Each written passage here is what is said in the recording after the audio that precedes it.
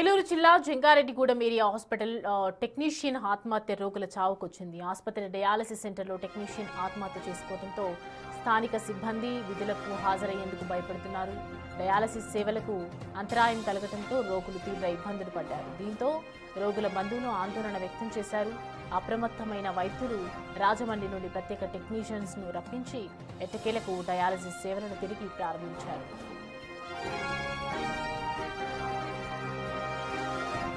Incident వలన నిన్న dialysis centre dialysis చేయలేదు. కింద ఆర్ఓ ప్లాంట్ ఇన్సిడెంట్ జరిగింది.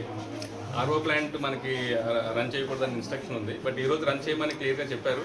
రన్ చేస్తున్నాము. బట్ పొద్దున్న 6ంటికి ఓపెన్ చేయాలి. బట్ అనుకోకుండా స్టాఫ్ భయభ్రాంతులకు గురయ్యి, అంటే ఇక్కడ ఇన్సిడెంట్ జరగడం వల్ల భయభ్రాంతులకు గురయ్యారు. ఇక్కడ స్టాఫ్ ఎవరు ఇవాళ ఒకరోజు సెలవు అడిగారు. వేరే చోట రాజమండ్రి నుంచి స్టాఫ్ని తెప్పించి డయాలసిస్ స్టార్ట్ చేస్తున్నాం. ఏదేమైనా సరే డయాలసిస్ షెడ్యూల్ ప్రకారం పేషెంట్స్ అందరికీ డయాలసిస్ జరుగుతుంది. ఎవరికి డయాలసిస్ హోల్డ్ చేయడం కానీ ఆపడం కానీ జరుగుతుంది. ఒక రోజుకి ఎన్ని షిఫ్ట్లు ఉంటాయండి? డయాలసిస్ ఒక రోజుకి 3 షిఫ్ట్లు ఉంటాయండి. షిఫ్ట్కి 16 మందికి డయాలసిస్ జరుగుతుంది. ఈ అంశానికి సంబంధించి పూర్తి డీటెయిల్స్ అందించడానికి మా ప్రతినిధి సాగర్ మనకి అందుబాటులో ఉన్నారు. సాగర్,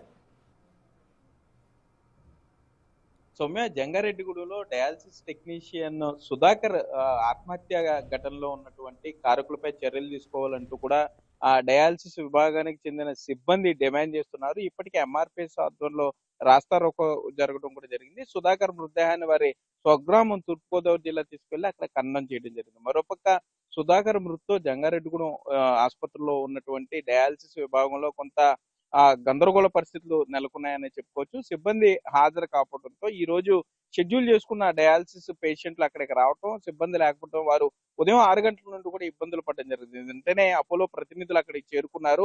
పేషెంట్ల ఇబ్బందులు గమనించి రాజమండ్రి అపోలో సెంటర్ నుండి డయాలసిస్ టెక్నీషియన్ ని తీసుకురావడం జరిగింది.